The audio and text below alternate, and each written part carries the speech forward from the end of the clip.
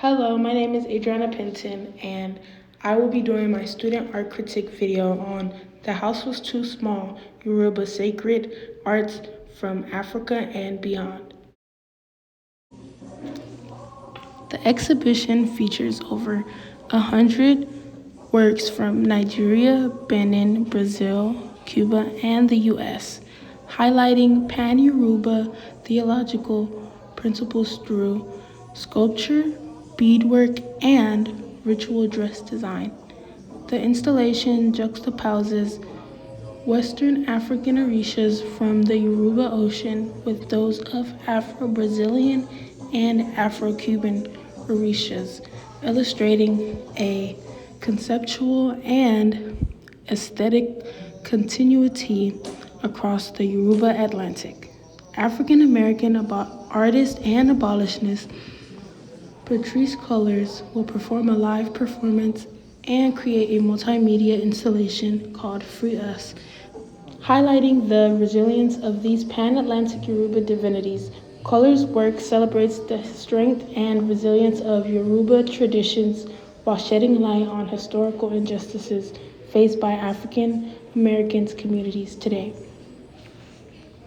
As a Cuban American, I decided to choose the House Was Too Small exhibition for my project because my family is originally from Cuba. The exhibition is based on Yoruba religion, which over the years has been culturally displaced from one part of the country to another.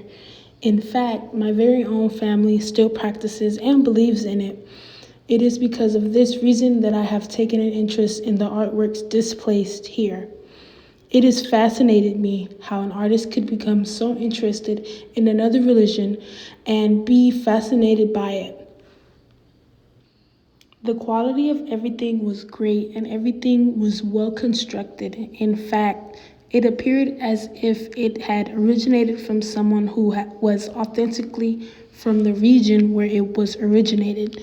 I love the way the lines are shaped, the colors are used, and the structures are built. It is on view at the Fowler Museum and features works from a variety of artists, including Roland Adiami, Roberto Conduri, Patrice Cullors, and a number of others. In Yoruba land, Yemaya, literally mother of fish, is most densely associated with rivers, streams, springs, and other sources of fresh water, while in a diaphoria, she is most often represented as the goddess of the ocean, patron of women, especially those who are pregnant. She is an ideal maternal figure who, according to some mythological accounts, gave birth to all of the orishas, as well as the sun and the moon.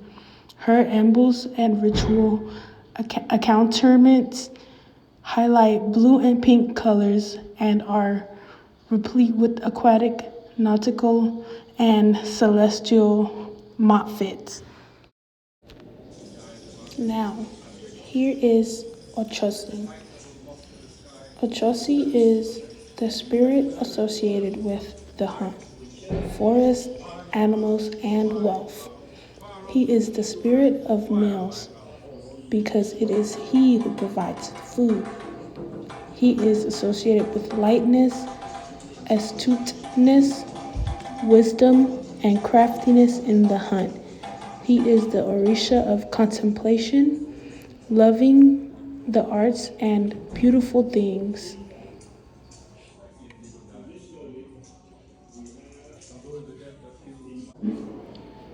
Here is Shango, a fiercely masculine figure. Shango is believed to have been the fourth king of the Yoruba kingdom of Oyo, right before his apotheosis as an Orisha. He is remembered as a warfighter, if not tyrannical ruler who brought power and prosperity to an expanding empire. The divine. Here is Ochun.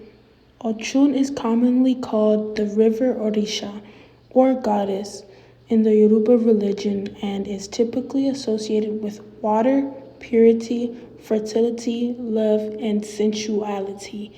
She is considered one of the most powerful of all Orishas, and like other gods, she possesses human attributes such as vanity, jealousy, and spite. Here we have Oku. According to traditional narratives, Oku was a farmer with great knowledge of leaves, herbs, and medicine who lived in the ancient Yoruba village of Irawu. During a famine, he used his abilities to protect his neighbors from starvation.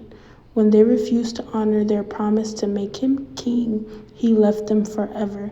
As an Orisha, he ensures the health of the land and a prodigious harvest. A primary emblem of Oku is a metal staff made of holes that have been welded together in a diaspora. He is often depicted as the Catholic Saint Isidore the Farmer. And here we have Osain. Osain is the Orisha that had dominion over all leaf, herb, nature, also known for healing and magic, which popularity considered as an herbalist and a magician, is the creator of Onishkwan. The Yoruba peoples have one of the highest rates in twin burns over the world. In response to infant mortality, historically carved wood of one or both twins memorialized the deceased and served as surrogates, as spiritual entities linked to the Orishas. Oshun and Shango Ibeya are capable of bringing wheat to their families when honored or misfortune. If forgotten, accordingly, they are handled with great ritual care, including bathing, dressing, adorning, and feeding in Yoruba land. And here we have Obatola, the Orisha created by Supreme Being Olodumare, was assigned the task of fashioning the world. He and his younger brother Oduduwa are the architects of the terrestrial realm as we know it, and the ones who gave physical form to humans. A wise and compassionate patriarch, Obatala is praised as the king of the white cloth, which implies purity and calmness. And now, here we have Ogun, inventor of the forge and patron of blacksmiths. Ogun personifies strength, single-minded determination, and the hardness of metal. Egun, I will reach my home with blessings. Egun is the Yoruba word for ancestors. Now, in this section of the museum, I was emotionally touched because I have my own altar at home that looks similar to this, and it was just touching to see it up close and personal, and to where I know that other people are now opening up to my religion. And so it was just very dope to see this up in person. All in all, Patrice did a wonderful job at expressing all of the Orishas and what they truly mean. Here are some of her own pieces with altars for different Orishas. And this one would be for Obatala. She had white chalk. Then she made a centerpiece, which I thought was beautiful. It had shells, and seashells is what represents Yoruba religion, Santeria. And she had another altar for Yamaya, and there goes the seashells again. Here she has an altar for Oya. Oya is the patron of the Niger River, known as the Yoruba River. And here we have one for Ochung. And now this was more towards the end of the museum. This was Patrice colors as she was dressed in the crowns. This is the Ochun crown, and she's here by the river. It just spoke to me through the projector, like I understood everything that she was going through and where she was at. After viewing that one exhibition, I was able to view this one.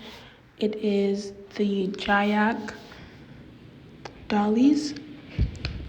Now, this exhibition highlights 14 Janyak dollies made by Marie Peleboyson, an immigrant to America in 1980 and survivor of the Armenian genocide.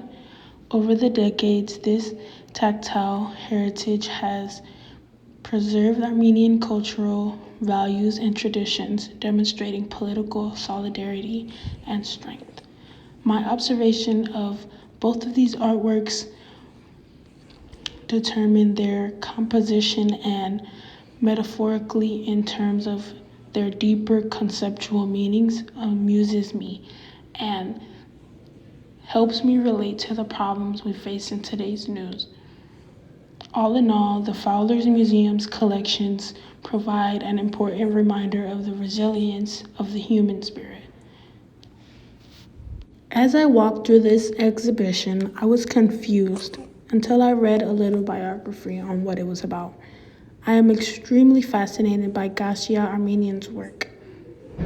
After learning of her work, I can say that renowned artist Gassia Armenian explores topics of identity, diaspora, memory, and cultural legacies by fusing traditional Armenian motifs with modern methods. Her work promotes reflection on the difficulties of belonging and the meeting point of the past and present via painting, mixed media, and installations. The exhibition was mainly about Armenian needle lace, or as she would say, Janyak, which was being significant part of the country's cultural legacy. This simple needlework and thread craft has evolved into a dynamic art form. An art form that has been showcased here at the Fowler Museum at UCLA. The display features Janyak, created by a genocide survivor, and her daughter, a first-generation diaspora Armenian, documenting the generational transmission of this art form.